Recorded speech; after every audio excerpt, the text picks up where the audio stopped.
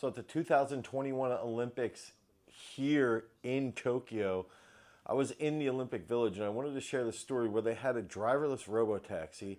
Okay, and it was a driverless robotaxi. I want to say it was called an e-pallet. Okay, so they had, from my recollection, they had no wheel, and they had minimal pedals. But what they did have is, so they had two benches, okay, that you could sit in the Olympic Village, and it would drive very slowly around the Olympic Village, tracing through the same path. And so this is 2021. So you got to think about the science and the technology around that. That probably took or probably was from 2017, 2018. I would assume Toyota was working on that, maybe even sooner, because they knew the Olympics were going to be here in Tokyo, and I am here in Tokyo right now on a long business trip. Okay, so for 2 weeks I'm here, and I want to talk about these driverless robo taxis for a couple different reasons. And during the trip in the Olympic Village, and I was actually fortunate where I was allowed to be in the village for a little more than a week, which was not normal because this was during COVID. So this was peak COVID. And so they had a limit on the number of people that you could have inside the robo taxis. They were fun to use because the village was relatively decent size. So to get from one side of the village to the other, it was fun to go in and actually use the robo taxi. Now, there was an attendant. From my recollection, there was an attendant inside the robo taxi on a regular basis that sometimes they would take over. But the thing that I remember was like it was quite slow, and then also at times it would be jerky, right? Now, what does this have to do with today? It's 2025, okay? I'm here in Tokyo right now, and I have seen a lot of Waymos. Like, I would say for the last 3 days, I've probably seen 2 to 3 a day. Now, I'm on the road quite a bit. During the day, I'm going from 3 different spots. I go to one spot in the morning and to another. So I go on the similar route on a regular basis. But I have even seen some outside of my hotel here where I'm at. And I'm in a more residential area here.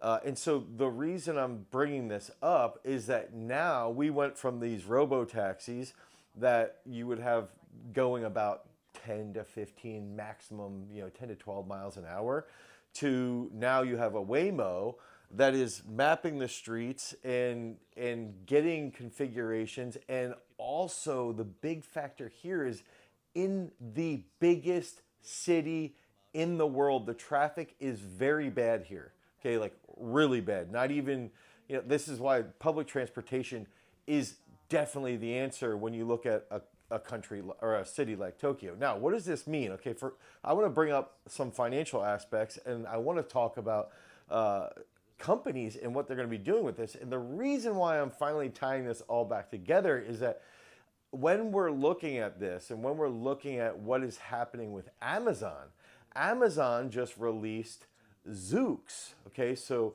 Zoox is the robo taxi that they just released in Las Vegas. And the interesting part around Zoox is that the model is following a very similar model to what you're seeing in that original 2021 Olympic Village model, where it's essentially like sort of looking like a transport car, okay, with two benches, and you face one another, and they're now going around the strip in Vegas. And so I want to say they just released this yesterday or 2 days ago. And the interesting part here is that when you're looking at the actual robotaxi industry, I would say Waymo is definitely winning everything, right? Waymo is, in my opinion, far and ahead the leader. And the interesting aspect with this is that the way these companies are going to set these things up is we can start to think through the lens of robotics and AI and what are the habits in certain areas. How are local businesses going to be impacted by a Waymo? Okay, so somebody gets into Waymo, and let's say Waymo is set up in this specific area of Tokyo on a consistent basis, And what the what Waymo ends up figuring out is that the trend in a specific region is to buy these specific things at these specific times. So they're going to get tons and tons of consumer data, okay, over a long period of time. And then what will end up happening is that not only is Google, or Waymo in this case, so Waymo is under the Alphabet umbrella, which owns Google and also owns Waymo. Alphabet will now get that feedback. They will be able to see what those consistent trends are in a city like Tokyo, and then they will be able to map out local businesses pretty well and say, hey, these people typically at this time of day like to go to these places, and these are their habits. The thing that sucks is that I don't think it will take much away from the public transportation here in Tokyo, because the bus system and the train system is absolutely phenomenal here. It is off the charts good. But I can see it. I hope it actually takes some cars off the road, in the sense that maybe you'll see a company like Tesla come along in a long term, and they're going to be 5 or 6 years behind. I know Elon's saying otherwise, but based off of his track record, it's going to be a lot longer than he's claiming it to be. They could eventually take cars off the road, because you would be able to use your Tesla or your car, your self-driving vehicle to actually become a Robotaxi, right? And so I'm thinking about this, and I'm thinking about Zoox, and I'm thinking about Amazon in the United States, and also the fact that Amazon's slowly starting to come back up and climb with stock prices, as well as Google has been, or Alphabet again has been really chipping away over this last month. And you look at Zoox and you think through that same lens. Okay, I've been to Vegas, I've gone to the Whole Foods in Vegas. Everything's expensive, but you can start to see at certain times of day, when will people go to the grocery store? When will people go to the Strip? When will people come back drunk? All of these things. When they're drunk, what do they want? They typically want to go to these junk food places, right? So you're going to start to see these trends, and you're going to get into the car, and these cars are going to be asking you things to do that you're already thinking about doing, because it has so much information and data around the habits of people. So they're going to be predicting your manners and your needs in the moment, and not perfectly, but probably pretty freaking close.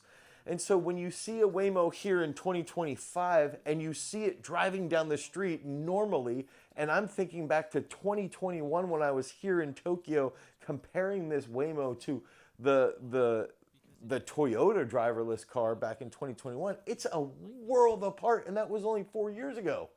So what are we going to be doing in 4 years is really go. That's what we're going to see. Half the cars on the road are going to be driverless robo-taxis. And so even thinking about this with Amazon, and the way that Amazon's fulfillment is, and the way that they're going to have strategic fulfillment laid out, they're going to have certain things, I'm sure, around Whole Foods. They're going to have some other lower level grocery setup. Then we're going to start to see some type of integration with robotics. And then we're going to start talking about my favorite subject currently, which is going to be, how are they going to bring in something, how are they going to bring in digital assets and crypto into this play? Because that's going to happen. That's what will happen. And seeing the Waymo here, seeing Zoox get on the road in Vegas just brought this to light. And I think these are all things that we need to be aware of, and these are all things that we have to think through the value of Amazon and Alphabet, and how far ahead these companies are, and where we will be going over the next 5 to 10 years. And reflecting back on that original car from the Olympics in 2021, it's really a wild juxtaposition for me mentally, when I'm sitting there seeing that, and then thinking back, be like, wow, that car could barely go 10, 12, 15 miles an hour. And now they're just strolling down through Shibuya, the busiest intersection in the entire world. So that was something I wanted to share with you guys. But again, this is stuff to think about as you look forward over the next 5 to 10 years. I hope this helps somebody out thinking through these things and looking at a company like Alphabet and Amazon. They're not going anywhere. They're thinking really far in advance, and they are executing very, very well. And there's going to be other players in that robo-taxi space. And so if we can just look at that, figure that out, but then think about how they're going to take that robo-taxi and then continuously make more money. That's where I see a lot of this stuff going. I hope this is something that you think about as well. Until next time, peace.